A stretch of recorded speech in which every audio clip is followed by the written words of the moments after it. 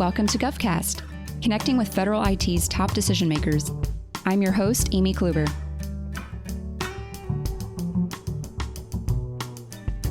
It's an exciting time for electronic health records, especially for the Department of Veterans Affairs. Its notable EHR program went through a reorganization over the past year. It went through a strategic review by leadership, and that led to changes in VA's structure of the program to include a new office and new milestones. Joining us from that new office, called the EHR Modernization Integration Office, is Acting Deputy CIO Laura Prietula. She will be instrumental in communicating with on-site staff about the system, but before this role, she's had a long-standing career at VA. She joins us remotely from a VA hospital in Walla Walla, Washington, the site of its next rollout, by the way, set for second quarter of this year, to talk about her leadership vision for the role.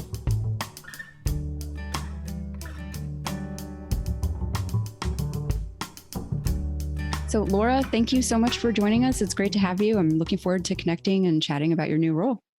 Oh, thank you so much. I'm thrilled to be here. So it is quite a new role now for a few weeks. It's a bit exciting. How have these first few weeks been in your new post? It's been awesome. I think the people are great. There's a great mission here to achieve, and lots to do, lots to learn, and a lot to contribute. So I'm excited to be here. You've been at the agency for quite some time, like about 15 years, but you've worked on various tech initiatives for the healthcare space at VA. So are you hoping to apply some of those experiences now into this more focused EHR space? Oh, definitely. I think I have been with VA for over 18 years, but my life pretty much started in the manufacturing space. So I'm a geek, I'm a nerd, and I love it. I'm a computer science engineer. So I worked a lot in the manufacturing industry and then went into the financial world, and then I became a consultant of sorts. I really started developing systems of systems, so really huge transformational efforts in the manufacturing world. And then I left the manufacturing world. Like I said, I went to the financial world, and then I landed in the health space. So I joined VA about 18 years ago, but I started working almost 29 years ago. And all of that experience really is brought in here in my new role as the Deputy Chief Information Officer as of last December 2021.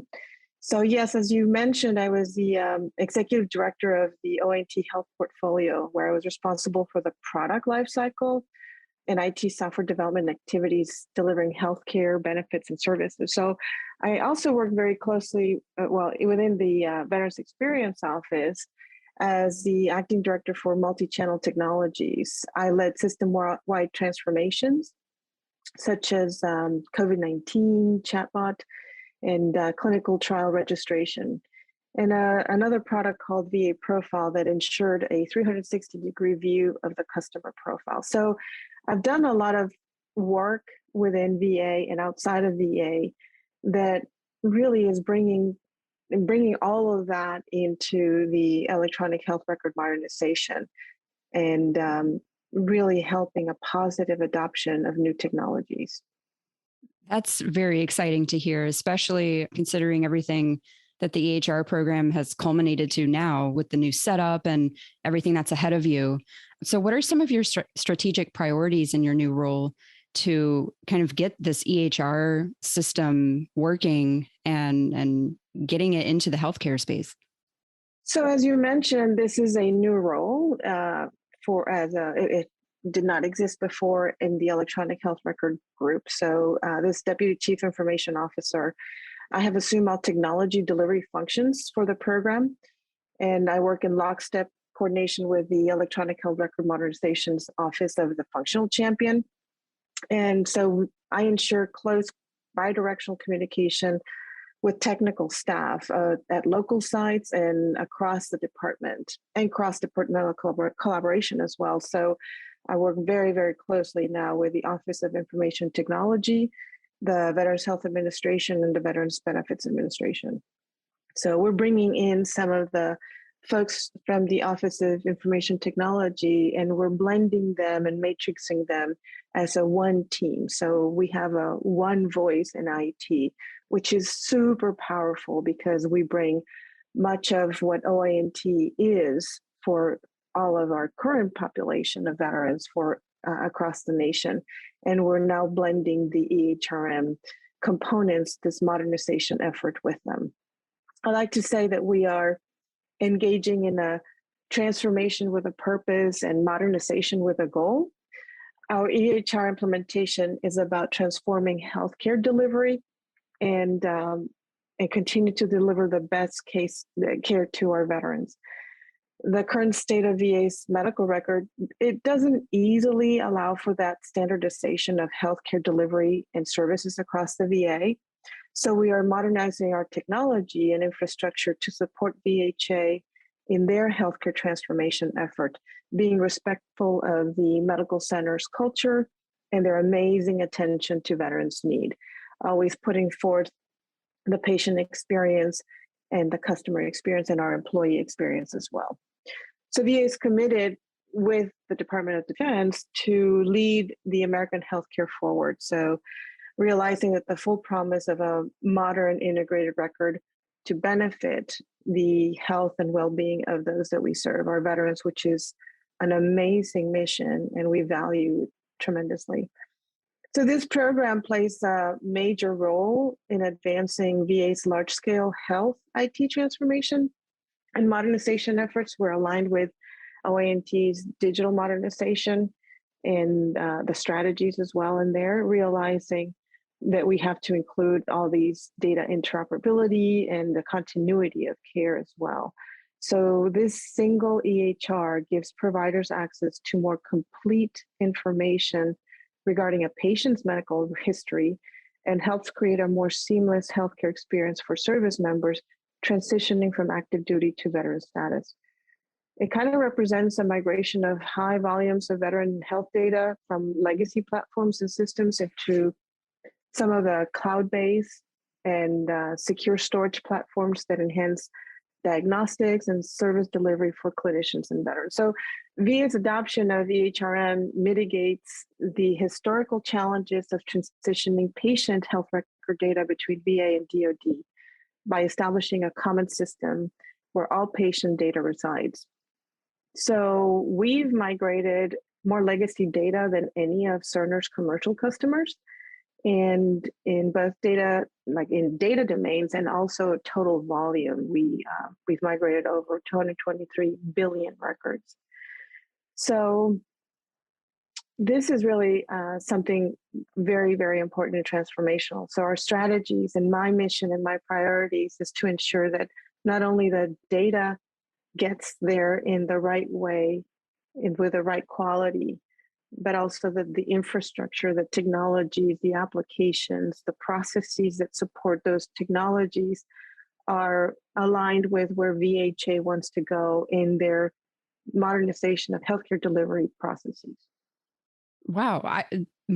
So you mentioned VA migrated more data than Cerner's commercial partners. Is that right? That's amazing. That any of them. Yes, correct.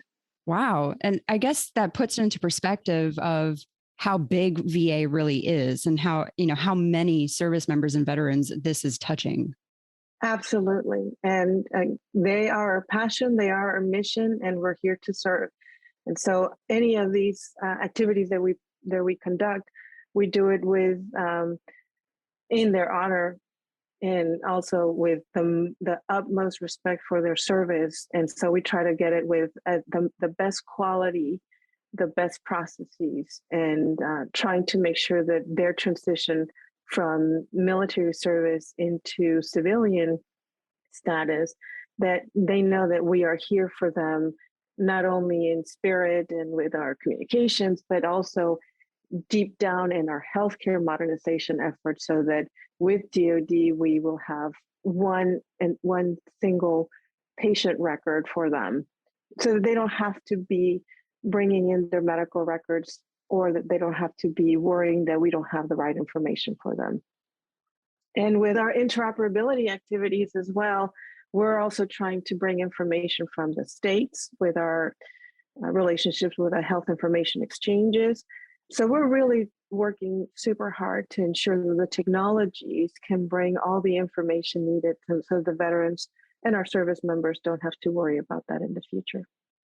Amazing. I know you can't see me, but I have such a huge smile on my face because an army brat myself, I know exactly what it means to have to carry around a paper record and, changing doctors. It was a nightmare for my dad.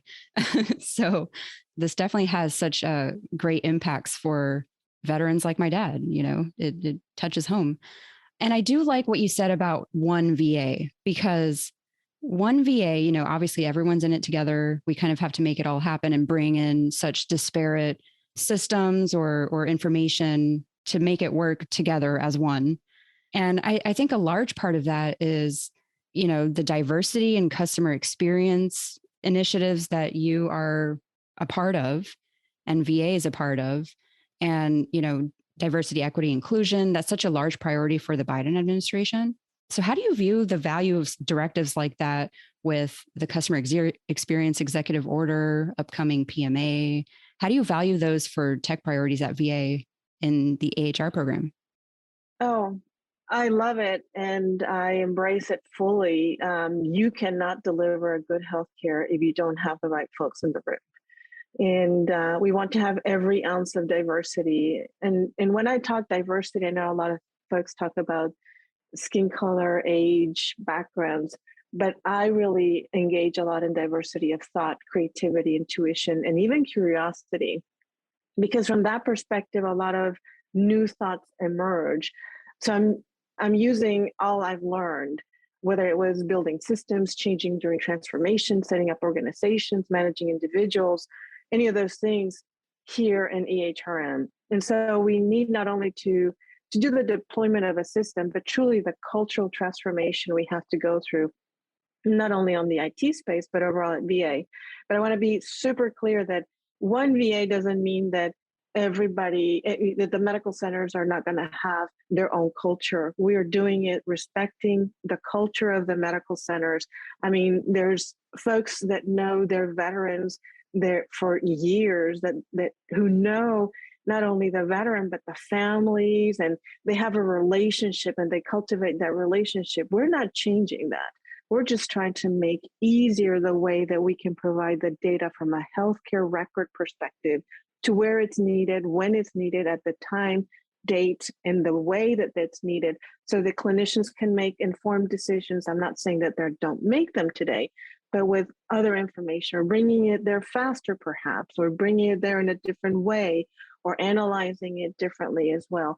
But we definitely want to ensure that the medical centers know that we are respecting their culture as well, understanding who they are as a medical center and who the veterans are. A medical center in a rural community might be very different than a medical center in a metropolis, right? So all of those things we are taking into consideration with it. The underlying infrastructure, the underlying technology, that's what we're trying to standardize so that people don't have to be running around looking for a medical record or a piece of paper or some of those things. That's fascinating perspective, definitely. And it kind of goes to the point of modernization is more than just the actual systems itself. Sometimes that element of culture and diversity and inclusion in leadership is missing when we're talking about technology. The diversity is at the core of each one of us, whether we admit it or not, right? And I think that I did have a little bit to do with the customer experience executive order because I was at the Veterans Experience Office there too with the amazing Barbara Morton and team. And so this executive order actually directs federal agencies, as you know, to put people at the center of everything the government does. And I'm a super passionate person. I drive, and my whole thing is about passion, honesty, transparency, and service. So I'm what they would call a transformational servant leader. So every interaction between the government and the public is an opportunity to deliver the value, the service, and that efficiency that that they are expecting from public servants like me, right? And we deserve the public deserves people that take into consideration diversity, that take into consideration the experience, but also we need to honor all of that sacrifice that we have from our service members, our veterans, but also the public, because they are putting the trust in us to be able to deliver this transformation. Their taxpayers are providing us funding because they're believing in this mission. They're believing in what we're doing. And that takes not only courage, but it does take at its core a lot of that diversity, equity, inclusion, and access concepts, right? And we have to do it ethically. We have to do it morally and with the values for that drive this organization and supporting the mission. So, we are here to support that executive order because I and our teams truly believe that in the customer experience, and not only customer as the veteran, but also the employee who they have done tremendous work for during COVID and even before COVID. Our folks are hyper dedicated to veterans and their families, their caregivers, and their beneficiaries. So we are here to serve. VA is definitely well, I guess, primed with you and everything that you've accomplished. For you to helm this new position and role, it's pretty exciting. So looking into the new year now with, we're kind of hoping the pandemic is coming to an end. But as you're looking ahead to these next several months, what are some of your top goals for the year? Well, as you probably know, that there was a strategic pause from which we had comprehensive lessons learned.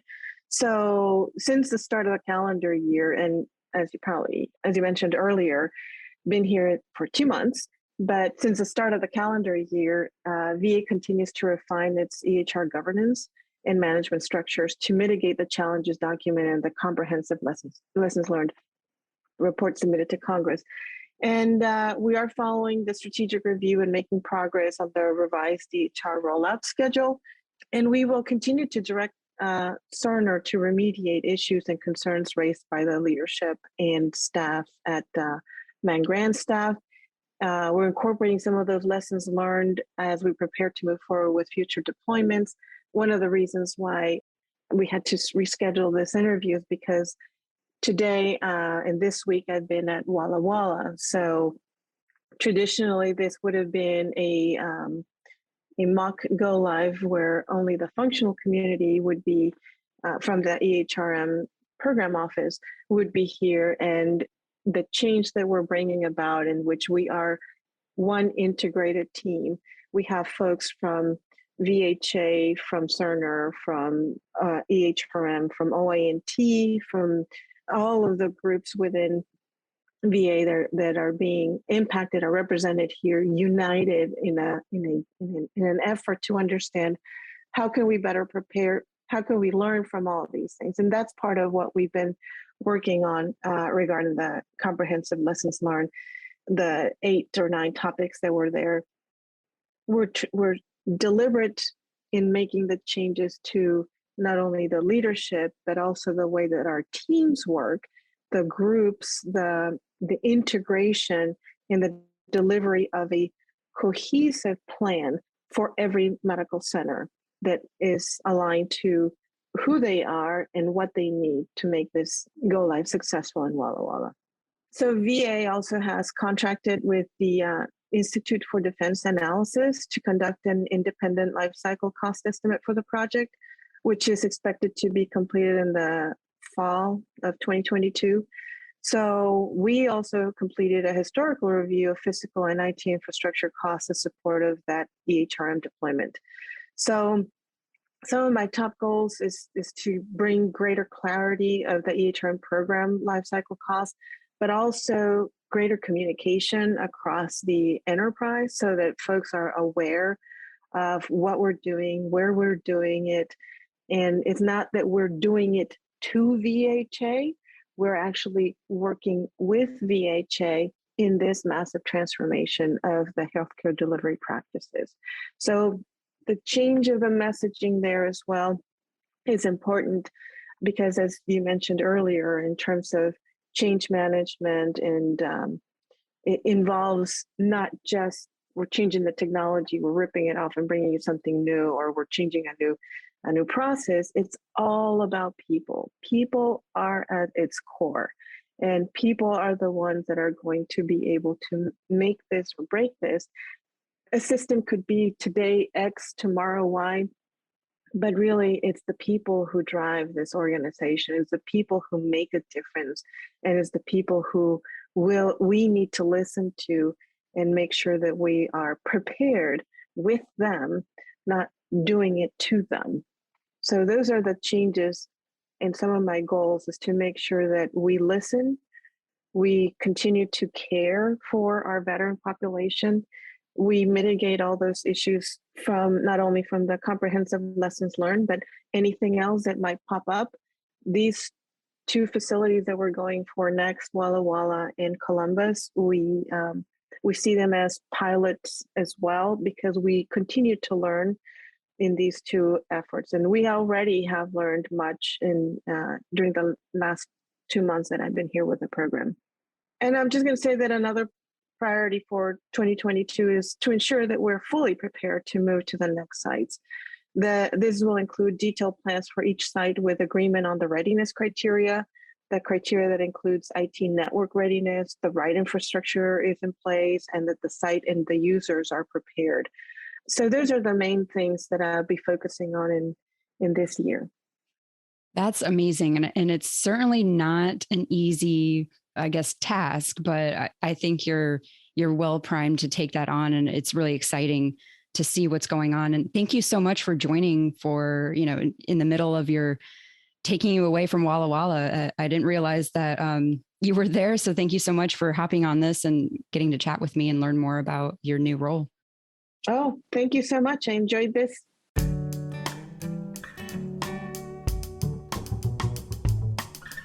GovCast, along with Cybercast and HealthCast, is a production of GovCIO Media and Research.